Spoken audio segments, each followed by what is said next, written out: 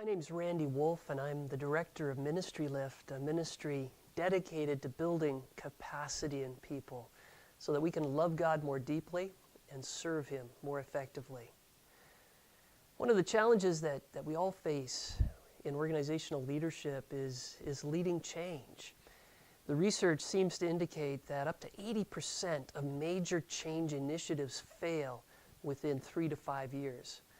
That's sobering, and I think the statistic holds true for us in churches and other Christian organizations as well.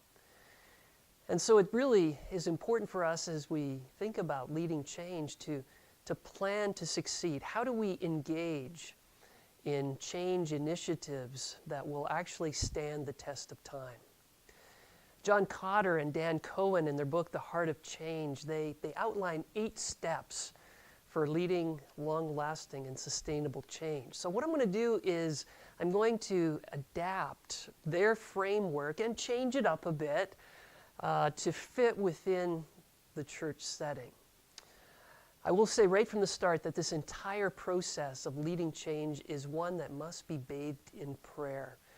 If we really want to discern God's leading and to be able to implement the changes that He wants us to make. The first step, according to Cotter and Cohen, is to increase a sense of urgency. Now, crisis has a way of making people willing to adopt a change of some kind. It could be, the church is going through a huge difficulty, financial shortfall, perhaps there's declining participation in the church's ministries. Whatever the case may be, this can open up people to consider major shifts in the way they think and do ministry. Now, crises aren't the only way to increase urgency. Thankfully, there's other ways. We can also build a sense of urgency through a compelling vision, or even sharing stories that motivate people to take action. So step number 1 is to increase urgency. There needs to be a sense that we need to move forward. And people are much more likely to entertain the thought of change when that's the case. The second step is to build a guiding team, a team that will be responsible for facilitating the change. So in this stage, we want to pull together a team that has enough capacity and credibility within the congregation to implement the necessary change. One of the key roles of the team is to facilitate widespread participation in the entire process. The team really needs to have a heart to include people.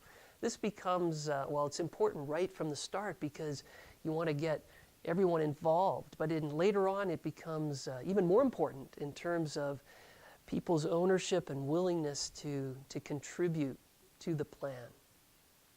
The extent to which people meaningfully engage in the process will contribute to their long-term commitment to the plan and their willingness to make sacrifices to implement it.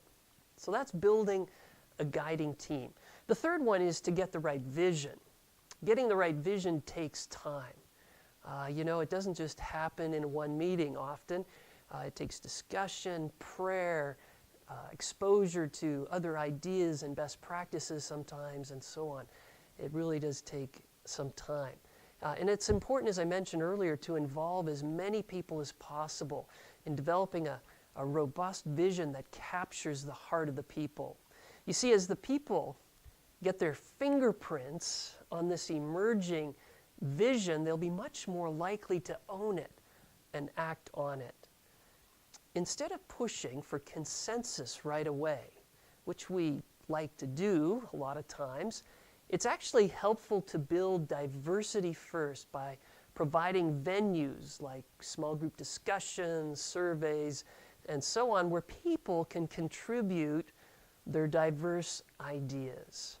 Then look for themes amidst all the diversity and other important paradigm-shifting ideas. And this is a part of the process of then building consensus around a shared vision. In the Ministry Lift blog, Priorities for Your Ministry, I talk more about how you can do this, how you can clarify your mission, articulate core values, discern vision, and identify strategic priorities. And you can find that on the Ministry Lift website. The fourth step is communicate for buy-in.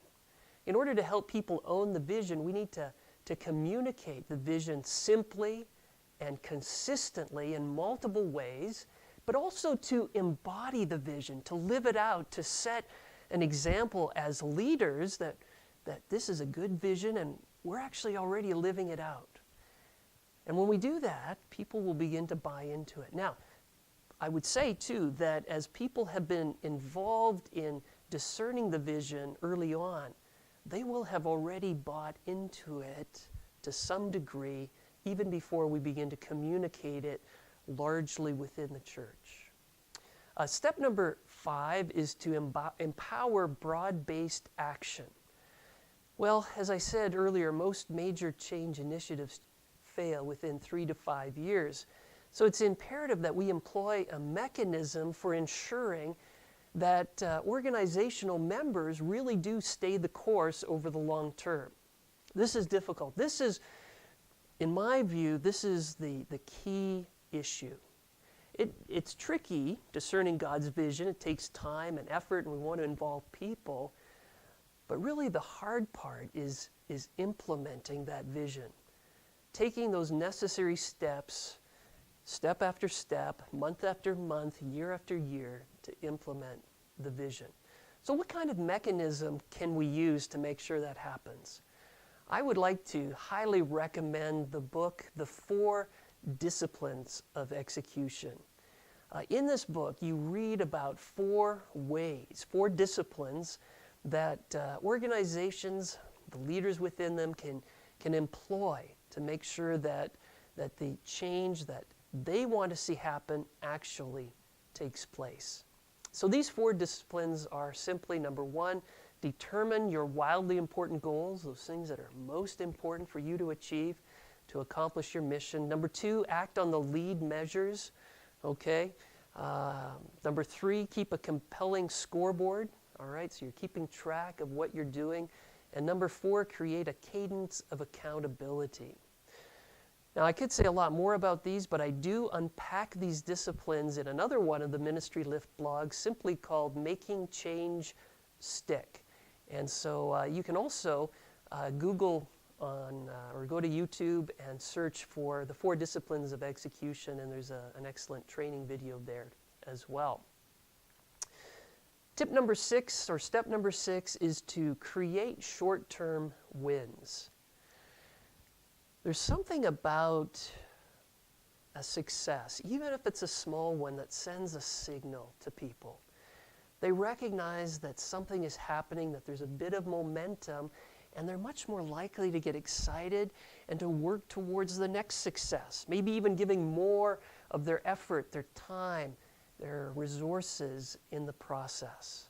So we do want to build that kind of momentum and successes and make sure they're authentic successes. We don't want to manufacture them that spur on supporters and draw in late adopters and even opponents to the change initiative. Step number 7, don't let up. Persevere. This is where having this mechanism that keeps people accountable on a weekly, monthly basis is so important, because it does take time, and it is tough work to implement significant, meaningful change. And so we want to continue to persevere in exploring and executing ideas that will move the organization forward. And then finally, number 8, make it stick. Anchoring these new approaches in the organization's culture requires open communication, all right? I mentioned that already, but it also requires a fierce determination to align actions with the organizational vision and the wildly important goals. That's how we make it stick, by persevering, by continuing, by using that mechanism to make sure that the change continues to move and that we continue to implement the change over time. Obviously, leading change within the church and other Christian organizations is not always as linear and straightforward as Cotter and Cohen's model suggests. Yet I truly believe that their framework does provide a helpful guide as we seek to discern and implement God's vision.